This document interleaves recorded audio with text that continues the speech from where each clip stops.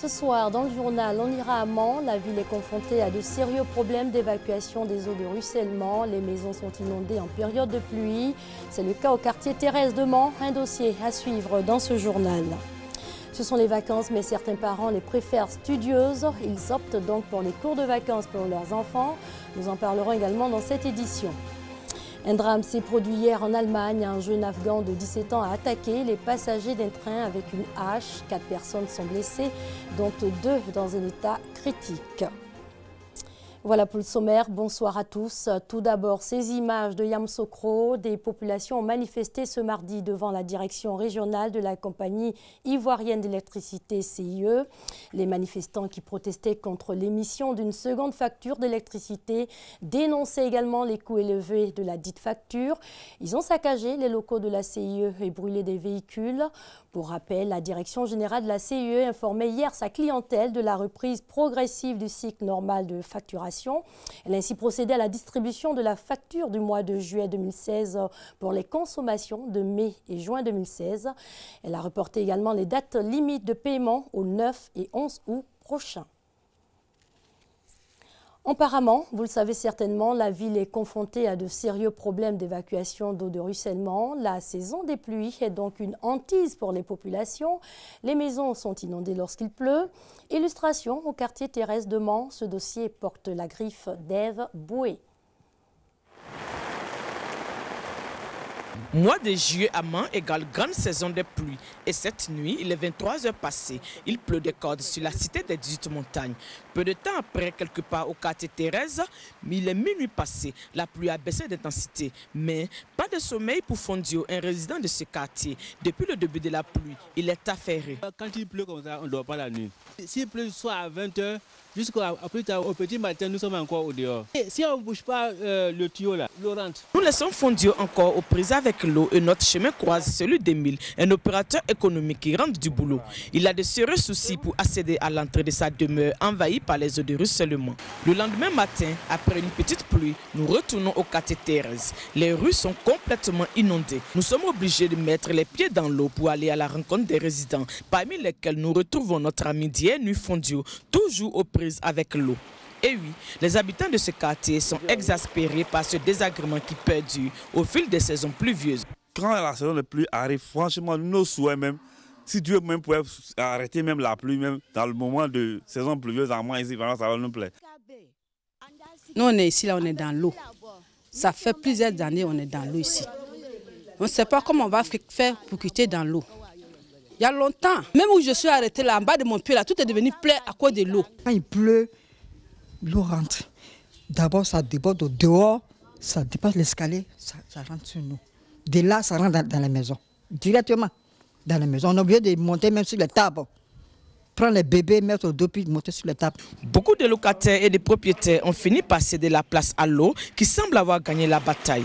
Caniveau complètement chaos, maisons abandonnées, effets personnels abîmés et parfois des drames selon des témoignages des riverains. Une année même, une petite fille à l'âge de 8 ans, l'eau a pris dans le caniveau.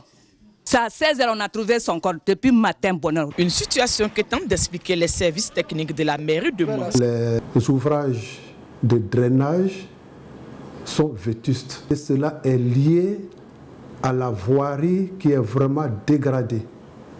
À Mans, nous n'avons plus de route, il n'y a plus de bitume.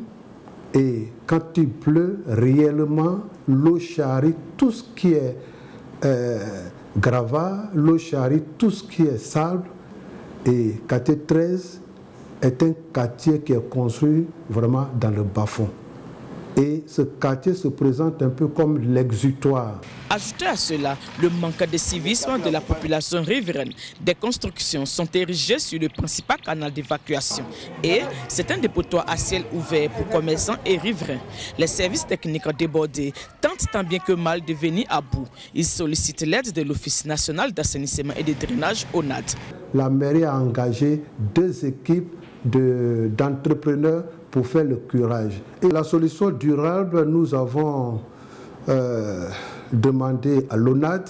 l'Office national d'assainissement et de drainage de nous appuyer. En attendant donc les travaux d'écoute de l'ONAD, les résidents quant à eux vont de diverses manières pour contrer les eaux de ruissellement. On érige des barricades de fortune, on se transforme parfois en architecte en supprimant des portes ou fenêtres ou en élevant des petits murs. On poursuit avec ce chiffre, 91% de la population ivoirienne a recours à la médecine traditionnelle pour se soigner. Des chiffres fournis par le ministère de la Santé qui a décidé d'assainir l'activité, qui est régie par ailleurs depuis 2015 par une loi. Le programme national de la médecine traditionnelle s'attelle à promouvoir cette loi. On en sait plus avec Ami Sissoko. Les Ivoiriens ont recours à la médecine traditionnelle à 91% selon le ministère de la Santé et de l'Hygiène publique. Pour que la population tire un meilleur profit de cette médecine, elle est encadrée par l'État depuis quelques mois. Une loi adoptée en juillet 2015 fixe les règles relatives à l'exercice et l'organisation de ce secteur. Le ministère de la Santé et de l'Hygiène publique entreprend de la vulgariser et de promouvoir la médecine traditionnelle. Et le meilleur canal pour lui, ce sont les médias. En Afrique, la médecine traditionnelle est caractérisée par l'irrationalité. Et il est peut-être important maintenant de s'asseoir pour voir dans quelle mesure on peut mettre en place une plateforme de collaboration entre la science moderne et la médecine traditionnelle.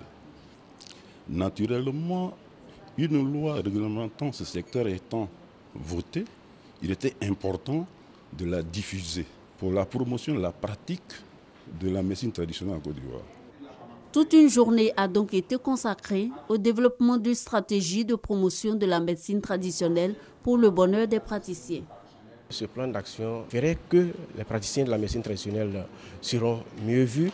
Ça ferait de telle sorte que nos médicaments seront encore identifiés. En un mot, ça pourrait donner la crédibilité même des praticiens de la médecine traditionnelle que nous sommes.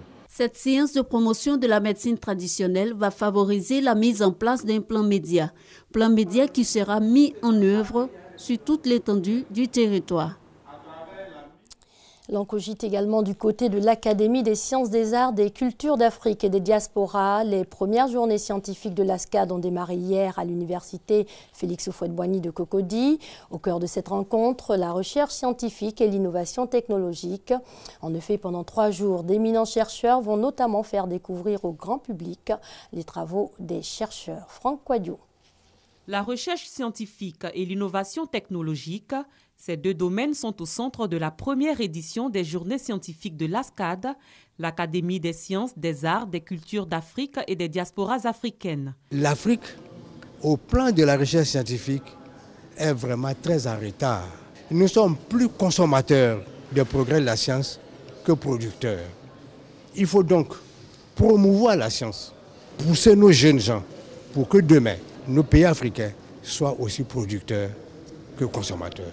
La conférence inaugurale marquant le début des activités a été prononcée par le professeur Saliou Touré.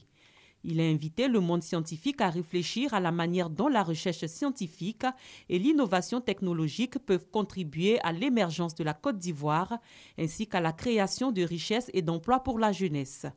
Les premières journées scientifiques de l'ASCAD vont durer 3 jours. Nous aurons 5 sessions thématiques sur recherche scientifique et innovation technologique en matière de sciences exactes, c'est-à-dire les mathématiques, la physique, quel rapport avec la santé, ensuite l'agropastoral, les sciences de la vie, de la terre et de l'environnement, et enfin le cadre juridique et institutionnel de ces journées.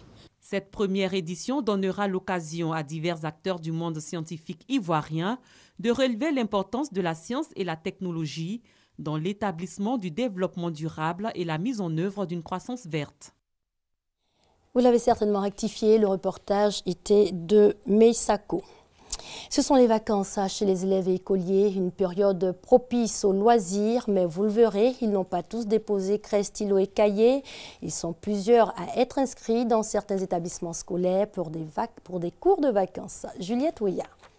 Fini les 9 mois de cours assidus. Fini également le stress des examens de fin d'année à grand tirage. Les grandes vacances 2016 commencent en Côte d'Ivoire. Et déjà, certains établissements scolaires préparent les cours de vacances. Objectif, occuper sainement l'apprenant et lui permettre de rester en contact avec l'école. Mais chez les parents d'élèves, les avis divergent. Je opte pour les cours de vacances. Ça permet à l'enfant de renforcer un peu les acquis qu'il a reçus dans la classe antérieure. Il est vraiment important que l'enfant fasse des cours de vacances pour les 4 semaines avant la rentrée. C'est mieux que les enfants qui reposent pendant la vacance, en attendant que les parents trouvent le moyen pour préparer aussi la rentrée scolaire. Parce qu'après une longue année d'études, en tout cas pour les enfants qui ont passé le temps à étudier, je pense qu'il vaut mieux qu'ils se reposent. Au ministère de l'Éducation nationale et de l'enseignement technique, on recommande fermement les cours de vacances. Les vacances sont faites pour se reposer, mais il faut dire aussi que qui n'apprend pas désapprend, on le dit souvent. Alors les vacances doivent être subdivisées en plusieurs périodes.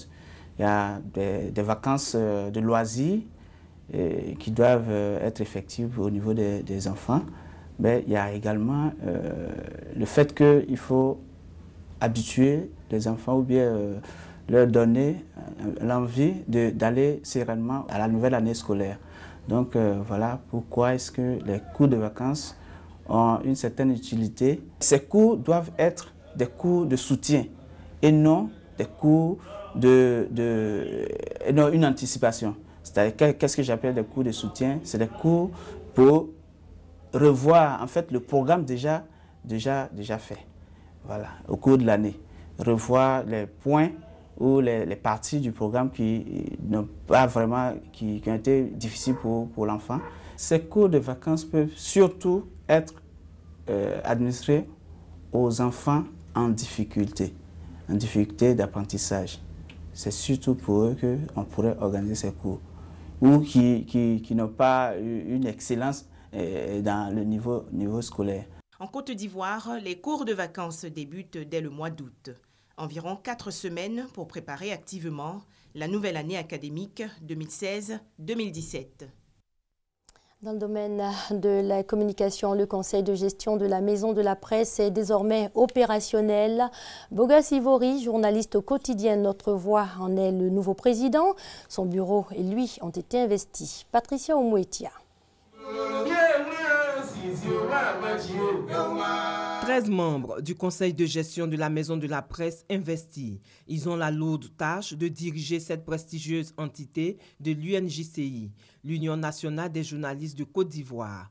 Conscient de cette responsabilité, le premier responsable du comité a formulé des doléances. Le moment est venu pour que l'État de Côte d'Ivoire jette un regard sur cette maison. Comment elle vit, comment elle fonctionne. Nous avons du personnel à payer. Nous avons ici un médecin, nous avons une bibliothèque, nous avons un restaurant, nous avons des salles de conférence. Vous voyez qu'on a des difficultés. Nous pensons que cette institution mérite que l'État lui octroie une subvention. Un engagement partagé par cette équipe, prête à relever le défi. Les idées pour créer de la richesse, les idées pour bâtir une union, je les ai à mon modeste niveau. Et comme nous sommes dans un cercle de propositions, dans un cercle d'idées, c'est clair que nous allons faire beaucoup de propositions et être aussi des acteurs de la réalisation des projets que nous allons nous donner nous-mêmes. Nous sommes dans ce conseil au nom de tous les journalistes de Côte d'Ivoire. Nous travaillons pour embellir la Maison de la Presse. Je ferai le travail qu'on m'a confié avec dévotion, avec engouement et avec détermination. Une cérémonie officielle qui s'est déroulée en présence des représentants des ministres de la Communication et celui de l'Emploi et de la Protection sociale et du représentant du directeur général de la RTI. Encouragé et félicité, le président de l'UNJCI, Moussa Traoré, a rappelé que conformément aux résolutions du 9e congrès, il était temps de procéder au renouvellement des instances de sa structure, d'où cette cérémonie d'investiture du nouveau conseil de gestion de la Maison de la Presse d'Abidjan. En bref, au Mali, des individus ont attaqué ce mardi matin la base de l'armée située à Nampala. 12 soldats tués dans cette attaque revendiquée par l'Alliance nationale pour la sauvegarde de l'identité Peul et la restauration de la justice. Il s'agit d'une milice qui défend la communauté ethnique des Peuls. Un drame s'est produit hier en Allemagne. Un jeune Afghan de 17 ans a attaqué les passagers d'un train avec une hache. 4 personnes sont blessées, dont 2 dans un état critique. L'auteur de l'agression était un demandeur d'asile. Le groupe État islamique a revendiqué cette attaque. L'Europe toujours dans le collimateur de l'organisation État islamique. Ce lundi, peu après 21h, dans une petite ville de Bavière en Allemagne, un adolescent de 17 ans, armé d'une hache et d'un couteau, agresse les passagers d'un train régional et en blesse grièvement 4. Après son forfait, l'agresseur prend la fuite avant d'être rattrapé par les forces de l'ordre qui le neutralisent. Très vite, l'organisation État islamique, via son agence Hamak, revendique l'attentat en présentant l'auteur comme un de ses combattants. Pour l'heure, les motivations du jeune homme ne sont pas encore claires, même si cette revendication vient préciser certains indices, un drapeau de l'État islamique retrouvé dans sa chambre et le fait qu'il aurait crié Allahu Akbar lors des faits. L'Allemagne, plutôt épargnée par les attentats islamistes jusqu'à présent, vient d'essuyer, pourrait-on dire, son premier attentat revendiqué par le groupe État islamique sur son sol. Fin de cette édition, excellente soirée sur les antennes de l'RTI, la marque du service public.